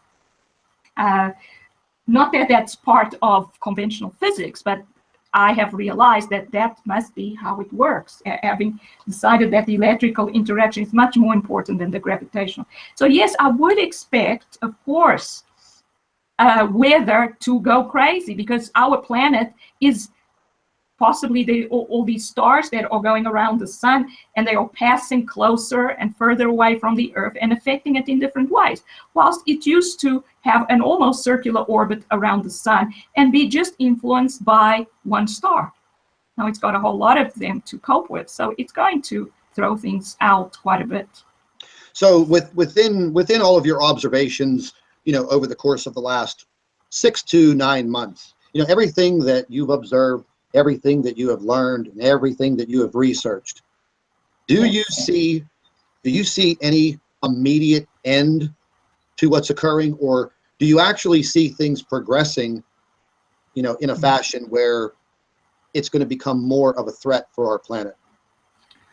Well, I see things progressing slowly. I don't see an immediate extinction level event that suddenly happens and most of the world's population dies. I don't see that happening at all, unless we get hit by a large asteroid. That can come from anywhere. Yeah, that's. But I don't see it. Yeah, that's been one of my biggest fears. You know, that's been one of my biggest fears is, you know, I mean, these objects are just coming out of nowhere. And, you know, I understand that, you know, there's, I mean, the technology and, you know, I've listened to a lot of what the JPL has had to say about these near Earth objects. And I mean, it seems like their statement's always the same. Oh, you know, we didn't see it. It came from the direction of the sun, you know, and then next thing you know, this object is right on our doorstep and there's nothing that we can do. You know, the biggest fear would be for one of these, you know, large objects to, you know, impact in the middle of the Atlantic Ocean. And that would send, you know, a teardrop effect, a reverberation across the entire Atlantic Ocean. If something like that would occur in the Pacific Ocean, God forbid, I mean, that would literally wipe out, that would wipe out all of the South Pacific. You know, that would impact China, the whole Asian coast, Russia, and, you know, the Alaskan coast, the Canadian coast, the South American coast, and God forbid, you know, the west coast of the United States and Mexico. So, I mean, our planet is covered by more than 70% water. So, you know, just based on the laws of probability, that object would more than likely impact into one of our oceans. And that would be a catastrophic event. And that is something that I fear the most is one of these impacts and not having any time whatsoever to prepare. And that's why a lot of times when I am doing my videos and I am giving out the information, you know, one of my main goals is to make everyone understand you need to maintain this level of information coming in, because it seems to me that each and every day something new occurs, something that we have to watch and pay very close attention to, but also in the same aspect, we have to be prepared. You know, I don't care if it's just minor preparations, having an evacuation plan, an emergency plan set up with your family, having resources to, you know, fresh water, food, medical supplies, a means of protecting yourself, because at any given minute, these things can happen. They can just explode, and next thing you know, you're homeless. You don't know where your next meal is going to come from. You don't have fresh water. You don't have any clothing. You have no shelter, and there is complete pandemonium and mayhem. Yeah. So, you know, when I do mention to everyone, please have a, you know, a preparation, have a plan of preparedness. You know, if you know that you live in these earthquake zones, or you live near volcanoes, or you know that you live near coastal regions where a tsunami or flooding would be detrimental to your survival, you and your family. So please, you know, this is what we're really, really getting at. You know, yes, researching these objects, finding out the truth, but also, you know, preaching the preparation. And there's nothing wrong with it. Because if you just take a look, just a few months ago, the situation in Oroville, when they started to evacuate, almost 200,000 people. You know, some of the testimonials from the elderly people were very sad, because they were stating that, I didn't know what was going on. Oh, there was nobody to help me. Oh, I didn't know where to go. You know, I didn't have a blanket. I didn't have transportation. And then for people that live in, you know, California, hey, you know, they have mountainous regions, just like the rest of the country, but it's not that easy to just escape from this flood zone. What are you supposed to do? Just jump over the Sierra Nevada mountains into another state? No, it doesn't work like that. Highways jammed with traffic, people not knowing where to go, what to do. And we cannot rely on the police, the fire departments, you know, safety workers, rescue workers, because, ladies and gentlemen, if you decide not to evacuate and then you get stuck, you're now putting those rescue workers in jeopardy of trying to save you.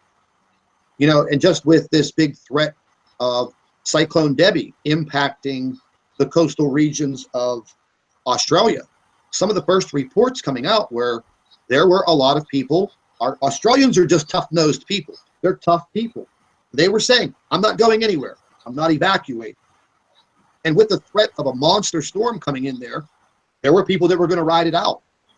And I myself, I mean, I lived in South Florida for 22 years. I've been through 13 major hurricanes, and I am guilty of the same thing.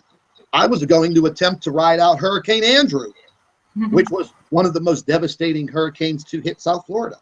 I got out 2 hours before the storm hit, but yet I was stuck on Interstate I-95 for 4 hours. I did not move but 3 miles. That's it. And thank God that storm took a turn to the south and 60 miles, or else, you know, I might not be here to have this discussion today. You know, all of our prayers are with everyone that are being impacted in Australia right now. Just before we went on the air, I was able to get a report on what's happening there, and it's very, very sad. There is going to be a tremendous amount of destruction for the people that live in these areas of Australia. I hope and I pray that no one loses their life, but I believe that as we move into the month of April and May, getting into the summer, I think we're going to have a hell of a lot more of this climate chaos. So we're going to be wrapping things up here. Does anybody have any last words? Dr. Chris, either of you two? Well, I just thank you for having me, Scott, and letting me have my say. My pleasure. Yeah, thank you, Doctor, for coming on, and thank you, Scott, for hosting this. I think this is awesome. Yeah, absolutely. I think this was something that everyone kind of needed. You know, there's a lot of you know, backseat drivers and, you know, these armchair quarterbacks that, you know, they want to give their 2 cents on this subject. But when you sit here today and you listen to an individual that has the credentials, the education, the observations, and that has done the research, you have to really sit there and start to think. You really have to start thinking about everything that is going on around this world. And when you start to put it all together, you can clearly see that we're living in the sign of the times. And I mean, that is the truth. And what is happening is kind of disturbing. It's kind of confusing. It's very upsetting. But at the same time, ladies and gentlemen, this is the time to make sure, once again, that you're prepared, that you're able to take care of yourself, take care of your family. And, you know, if God wants you at any particular time, we all know that he's going to open up the door and welcome you into heaven. So we don't know when our last breath will be. And I've made it the rest of my life goal, whatever time I have left on this earth, I am going to dedicate it to finding out the truth. It's beating me up mentally and physically, but I believe that all three of us here today are strong enough to take it and to accept it. And, you know, I mean, if this is what I was placed here on earth to do, to be a little bit of a shining light on people and try to awaken them, well, so be it. I thought by now I would be retired and I'd be fishing every day, you know, and my work schedule would be, hey, wake up, have some coffee, enjoy my day. But I've been cast out of that and cast right back into 12 to 14-hour days, 7 days a week, no social life. But hey, you know what?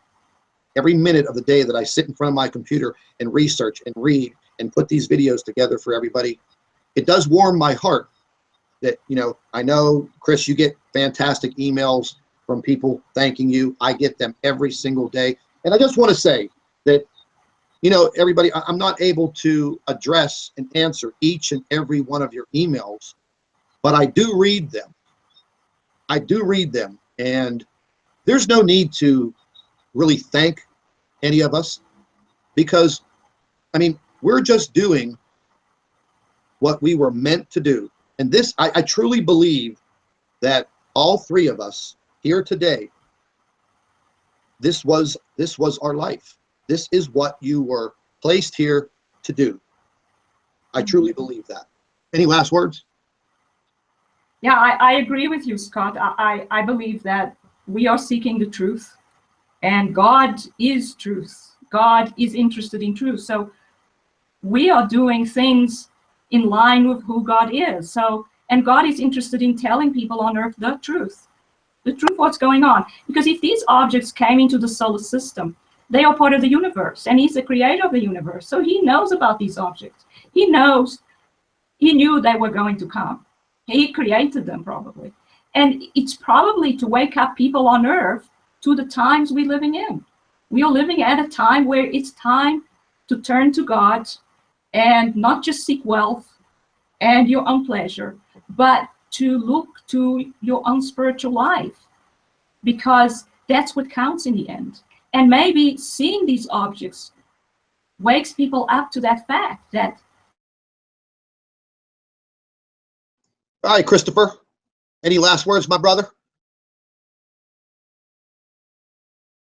I have Nope. to say. Let the force be with you. Yeah, let the force be with all of us. Listen, guys, I'm going to go ahead and end this broadcast. I want both of you to just stay with me here online. I'm going to end this broadcast. And ladies and gentlemen, for everyone that sat through all of this and listened, I thank you very much. And we will probably have some more gatherings like this. And just stay tuned to Chris's channel and my channel and our doctor of physics, our professor. She is going to continue to bring us as much information in her observations as possible, and we will bring that information to you. So once again, I'd like to thank all of you for watching, and make sure, stay informed and stay tuned. Take care.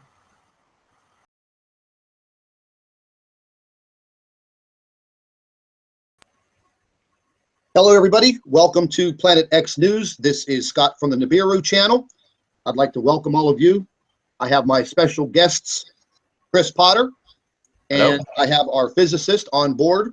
And we're going to have a 2-hour discussion, and we're going to cover a lot of material dealing with Planet X, my investigations and research. The same thing will apply with Chris, but mostly we want to center our attention on all of the research and all of the papers that have been written by our physicist. And she holds a PhD and also a doctorate, and this is a very, very educated lady. She has been teaching and lecturing for over 17 years at a major university, and she deserves all of the respect that we can give her pertaining to this subject. The respect for just her accomplishments as an individual and her education. So we're going to be referring to her as Doctor, and we're going to be referring to Chris as Mr. Potter.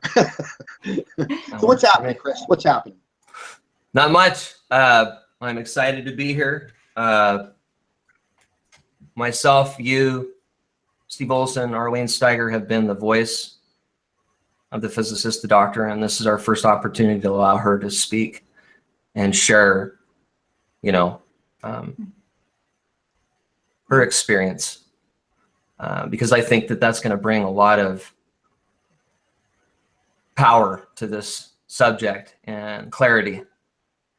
And also it will allow her and validate her work. I think that we haven't had an opportunity to really do that, where she can represent herself in her own forum. So I'm really excited to be here today. Yes, Yeah, I absolutely agree. Yeah, I absolutely agree. I believe that she deserves the respect and the platform to at least voice her opinion and her studies and her research. So we're going to start touching on a few subjects.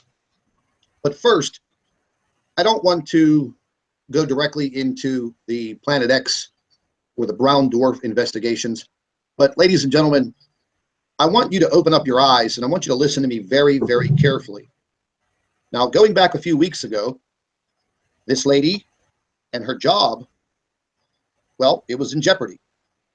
Simply because the trolling operations that are conducted on YouTube every second of the day, anything that has to do with the truth, anything that has to do with Planet X, as we call it, there are these factions that try to shut it down. Now, these are very well organized operations, ladies and gentlemen. These are not just some geeks sitting behind a computer with nothing to do. We've uncovered this information back in September of 2016. I covered it again in November of 2016. I covered it again in January of 2017. And the fact of the matter is, there are several countries that participate in this kind of secret operation. They actually have a handbook, and we exposed that handbook several months ago, and I guess it kind of put a bad taste in their mouth. Well, we'll leave this one individual's name completely out of this, but an email was sent to the university where she works, and they tried to actually have her fired.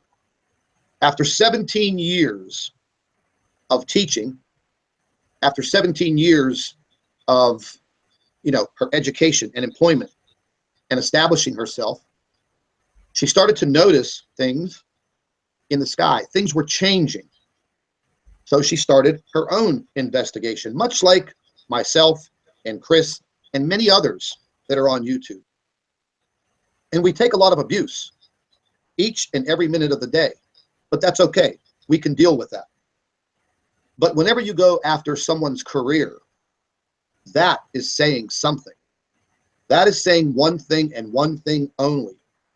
That now all of a sudden, there is someone with a super education, credibility, that is stepping up and bringing a lot of this information to the forefront. This email was sent directly to the university, and the information that was sent into this email was rather damning and ignorant. So we've worked on that. There is no longer a threat for this beautiful woman's job. And we're going to continue to uncover and investigate and research this information. Number one, because we have the right to. Number two, it's the right thing to do. That's the bottom line. So no matter what occurs, we are always going to be threatened. We're always going to be under the gun of being shut down by YouTube or whoever. And they've come after my channel. They've come after Chris's channel. They've gone after many, many other channels on YouTube. I just received an email 30 minutes before this broadcast that these trolling operations are now going to target Mike from Around the World, VP Earthwatch, Pastor Paul Begley, the Higher Truth channel, and a few other channels. They've basically created a hit list. Now, ladies and gentlemen, why would people go to these extents to shut down a YouTube channel and shut down a flow of information? I mean, that right there has to tell you something. We're not just making videos for the hell of it. We're making videos and producing this information so the world population can see what's occurring. So we're going to get right into a little question and answer. Doctor, how are you today? I'm fine, thank you, Scott. Thank you for having me. It's my pleasure. Absolutely my pleasure. What I wanted to first ask you is, in one of our Yes. conversations, you had mentioned, how you walk and you've started noticing different things in the sky, the pink sunsets, Yes. which we've all seen pink sunsets, but then you started to notice Yes, other yes. things. So I'm going to go ahead and give you the floor for a few minutes and let you begin from your beginning. Okay, so what I was doing is I was walking. I was just having my normal walk at sunset. And I noticed that as the sun was setting, that everywhere else, north, east, west, the sky was not like it was supposed to be. It looked red. All around at the horizon, it looked red. And the clouds at sunset were strange colors. They looked very red. And I thought, this is not right. This is not the way things are supposed to be. This looks like there are other objects illuminating these clouds. This is what I thought. And this was around July, August last year that I started noticing this. And I thought, this is very strange. This is not normal. And then one day I actually saw an object up in the sky. And it quickly got covered. I did know about chemtrailing before that, but I didn't realize that hiding these objects and chemtrailing was connected. So this object just went behind the clouds, and I thought, wow, I just saw something that was not supposed to be there. And then I started looking into it. I started trying to find out if other people were seeing this anywhere else in the world. And then I came across Steve Olson, and I started watching his channel, and I started seeing what other people were seeing.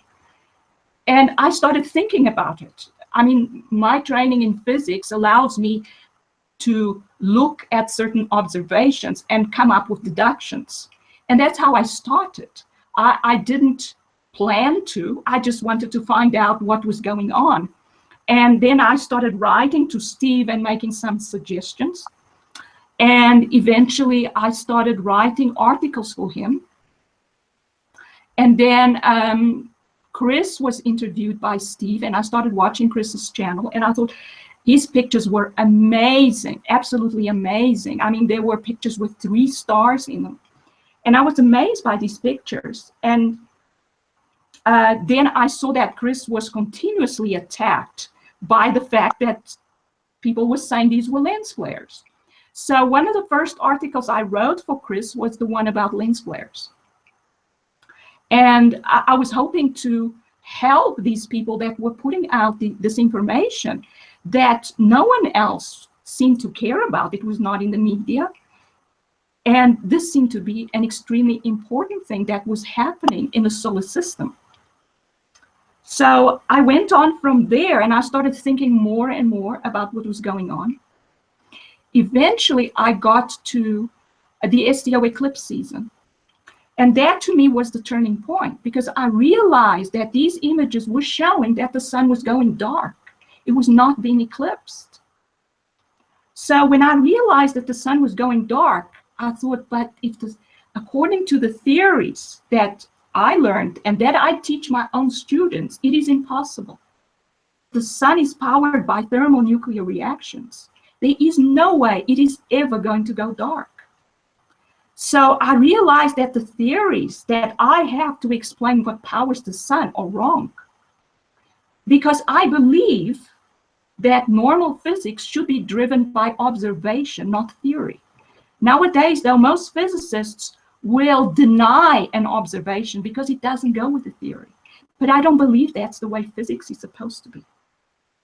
So when I realized that the sun was going dark, I realized that the theory was wrong, and I had to come up with a new one.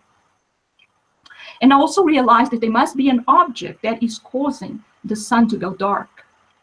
And from there, I started thinking about brown dwarf stars that mainly emit infrared radiation and are quite dense. And I started thinking about the electric theory for powering stars.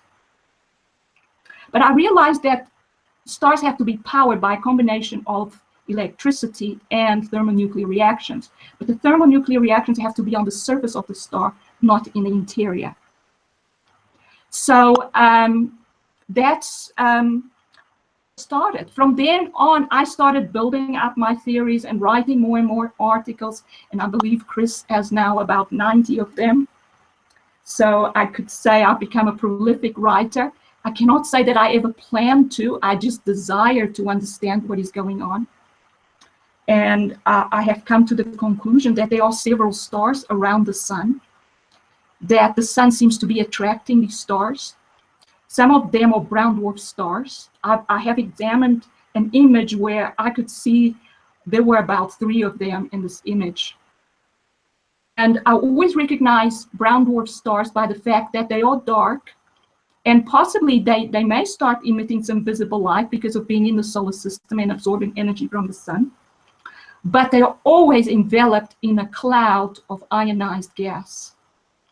because that's what's left from them going through their white dwarf stage after being a main sequence star, going through the red giant phase, and then reaching the end of their lives by running out of nuclear fuel. They then release their outer layers of gas, and this outer layer of gas is basically plasma.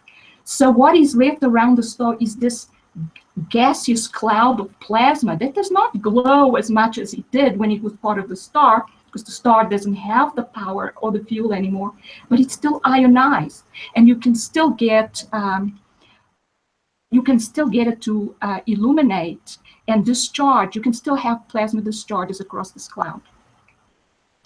And the most interesting, the most mind-blowing thing for me was discovering the 2007 footage of that object that traversed the sun. Because that object, when I looked closely at that image, was dark and enveloped in a cloud of ionized gas. And to me, that was proof, mind-blowing proof, that what I have been thinking was happening was actually happening. This was really a picture of a brown dwarf star. Now, you have to remember that these kinds of brown dwarf stars that I'm talking about have actually been removed from, because the literature now says that you go from a white dwarf star to a black dwarf star. The brown dwarf star in the middle is not even mentioned. Instead, people talk about brown dwarfs, which are substellar objects that are more like gas giants like Jupiter than anything else. These are not objects that were ever main sequence stars and became brown dwarf stars. That's why I differentiate between the two objects. There's the brown dwarf, and I believe there is probably at least one of them amongst all these objects that have come into the solar system, because they are pictures of a striped object or large planet.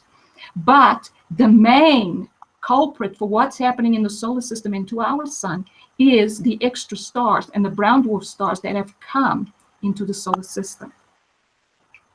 So I don't know what else you want me to talk about, but this is my main, I concentrate on this. This is what's leading my thoughts. I don't even want to call it research. I never intended it to become a research project. I simply wanted to understand and help people understand what's going on in the solar system. And the powers that be are trying to hide it from people. Well, there's absolutely no doubt about that. There is no doubt that they are trying to hide everything. And I just want to make one quick comment. Yes. I've read probably more than half of your research papers, and I've been following Chris, and we became friends, and we've collaborated on this subject. And after watching and listening to his presentations and listening to the papers that you have written, I would have to say more than 90% of it is directly my thoughts also. However, yours are a lot more scientific than what I could ever come up with. But after getting to know you over the last few weeks and being able to speak with you and get to know you, I can clearly see that you have the same passion that all of us have. And that's just we're seeking the truth. We are in a very damning situation as far as humanity. I mean, the bottom line is we're not going to save the planet, but at least we could get the word out and start to awaken people to what is exactly happening around the world. Because mainstream media, I mean, I don't really want to get into all of that, but the mainstream media, we really can't believe. They're not going to go out there and investigate this like we are. But one thing that I do want to touch on, and I've had a lot of emails over the last couple of days, and we have a lot of people, other people on YouTube that claim to have credentials, and they call themselves amateur astronomers, and that whole gambit. But what I wanted to ask you is, if you don't mind, discussing your education level, from heading into college and acquiring the degrees and the education, and that way we can give everybody a good sense of Yes. your qualifications to speak on this subject. Mm-hmm.